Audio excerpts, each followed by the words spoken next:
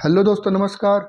मेरा नाम है टिंकू और आप लोगों का स्वागत है हमारे चैनल दुनिया क्राइम की कहानी में।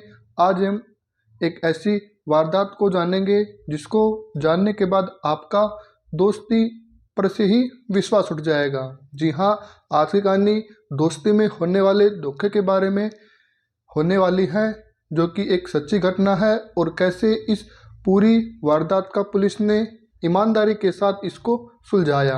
तो चलिए शुरू करते हैं आज की अपनी कहानी को। बने रहिए हमारी कहानी में।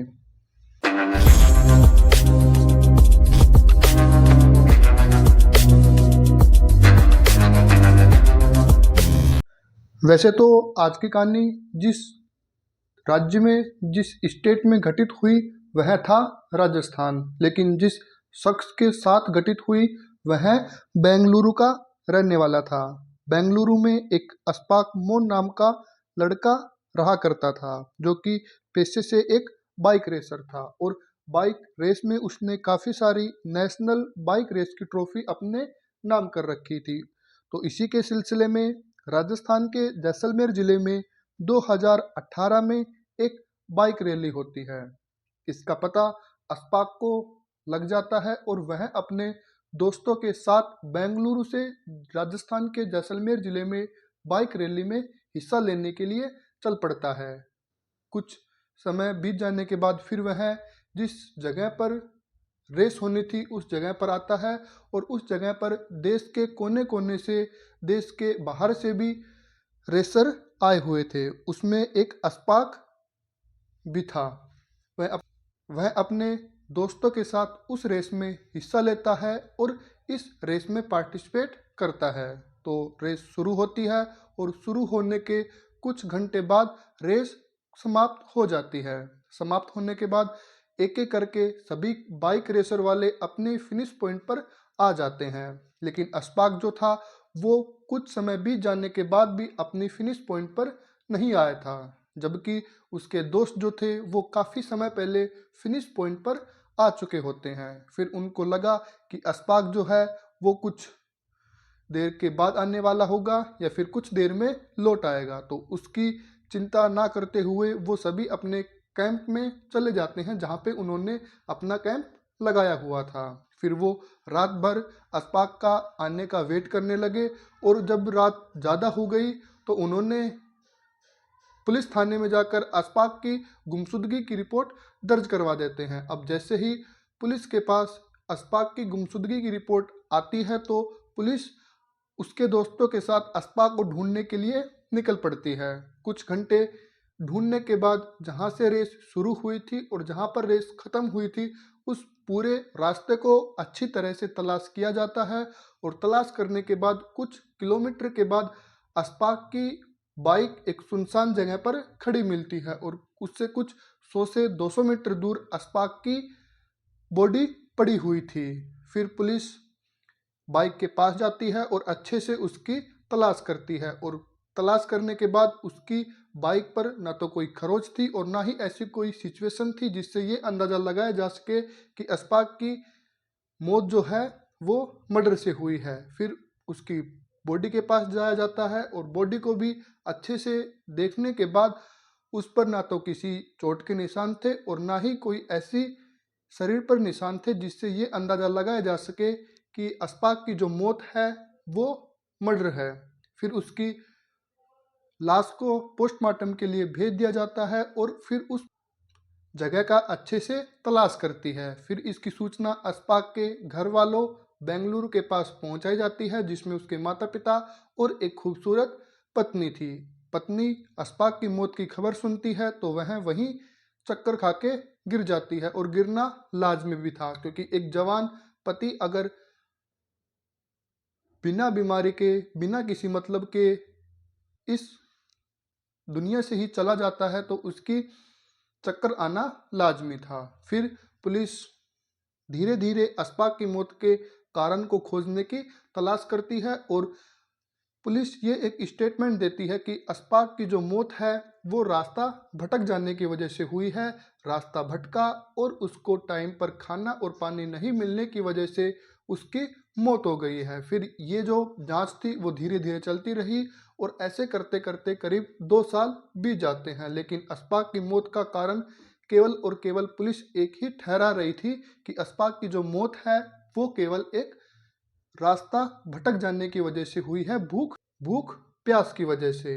फिर 2 साल के बाद राजस्थान के जैसलमेर में एक एसपी की पोस्टिंग होती है जिनका नाम अजय सिंह था। फिर उनके सामने अशफाक केस आता है। अशफाक केस की अजय सिंह ने काफ़ी गहनता से स्टडी की और फिर इस पर काम करना शुरू किया। इनकी मेहनत रंग लाई। रंग लाने के लिए जब अशफाक की पोस्टमार्टम रिपोर्ट देखी तो उसमें अजय सिंह को 2 चौंकाने वाले खुलासे मिल जाते हैं।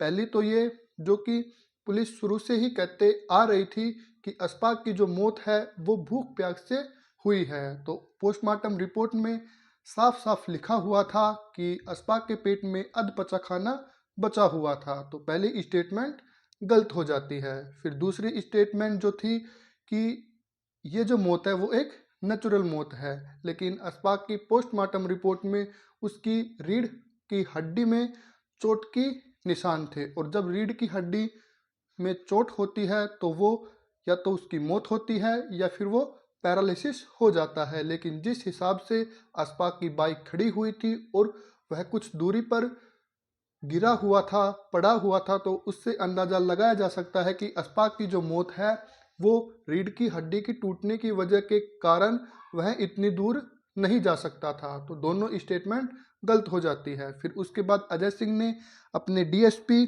भवानी सिंह को ऑर्डर दिया कि आप बेंगलुरु जाओ, और बेंगलुरु जाने के बाद अशफाक के परिवार की ऊपर नज़र रखो। नज़र रखने के बाद कुछ दिन बीत जाने के बाद भवानी सिंह को एक चीज़ मालूम होती है कि अशफाक की जो पत्नी थी जिसका नाम सुमेरा था, उसका किसी एक सोहिल नाम के लड़के से अफेयर चल रहा था। फिर उसने 2018 में जितने भी उसके दोस्त आए हुए थे उन सभी की कॉल डिटेल निकलवाई जाती है और उनका एड्रेस निकलवाया जाता है। निकलवाने के बाद 3 नाम सामने आते हैं जिनके नाम संजय, विश्वास और साबिक थे। फिर इनसे पूछताछ की जाती है जिसमें से संजय और विश्वास पुलिस की गिरफ्त में आ जाते हैं और साबिक जो था वो पुलिस से भाग जाता है। उधर सुमेरा भी अपने बॉयफ्रेंड सोहिल के साथ लगी हुई थी। फिर संजय और विश्वास को बेंगलुरु से राजस्थान लेके आया जाता है और 2018 के बारे में अच्छे से पूछा जाता है कि उस दिन आखिरकार हुआ क्या था। फिर संजय और विश्वास ने जो पहले 2018 में जो बात बोल रखी थी वही बात अजय सिंह के सामने बोली, लेकिन अजय सिंह ने उनकी बॉडी लैंग्वेज को देखते हुए 1 मिनट में ही समझ गया कि ये दोनों झूठ बोल रहे हैं। फिर उसने अपने पुलिस वाले अंदाज में जब शुरू किया तो संजय और विश्वास टूट गए और उन्होंने पूरा का पूरा सच बयां कर दिया। और सच सुनने के बाद आप भी अचंभित हो जाओगे कि क्या कोई इंसान अपने जिस इंसान पर अपनी आंख बंद करके विश्वास करता है वह उसी का कातिल बन जाता है। तो उन्होंने कुछ इस प्रकार से बताया कि 2018 में जैसे ही अशफाक को बाइक रैली के बारे में मालूम होता है, फिर वह अपनी पत्नी को बताता है और पत्नी ने अशफाक को वहां पर जाने के लिए बोल दिया, लेकिन अशफाक जो था वो दूरी ज़्यादा होने की वजह से मना कर देता है। लेकिन अशफाक की पत्नी सुमेरा वह अशफाक को अपने रास्ते से हटाना चाहती थी क्योंकि उसका बॉयफ्रेंड सोहिल वह उससे प्यार करती थी। सुमेरा ने 2 से 3 साल पहले अशफाक पर एक जानलेवा हमला भी करवाया था जिससे वह बच गया था।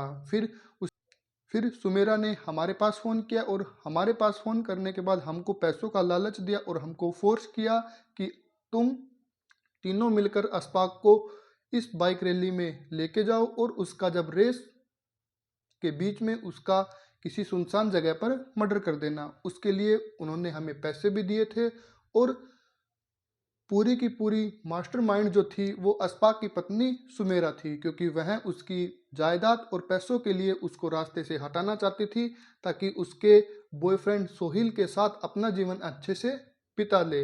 इतना सुनने के बाद फिर पुलिस जो थी वो सुमेरा और एक तीसरा शख्स जो कि अभी पुलिस की गिरफ्त से दूर था, साबिक को तलाश शुरू करती है और तलाशने के बाद फिर वो दोनों कुछ दिनों के बाद पुलिस की गिरफ्त में आते हैं और उनको जेल में डाल दिया जाता है। तो आज की कहानी में इतना ही। तो आज की कहानी में आपने जाना कैसे दोस्तों ने मिलकर अपने जिगरी यार को पैसों के लिए मौत के घाट उतार दिया। और मैं धन्यवाद बोलना चाहूँगा राजस्थान पुलिस को, जिन्होंने 2 साल के बाद इस केस की गुत्थी को अच्छे से सुलझाया और अशफाक की मौत का असली जो कारण था वो सबके सामने आया। तो बने रहिए, सुरक्षित रहिए, घर पे रहिए। धन्यवाद।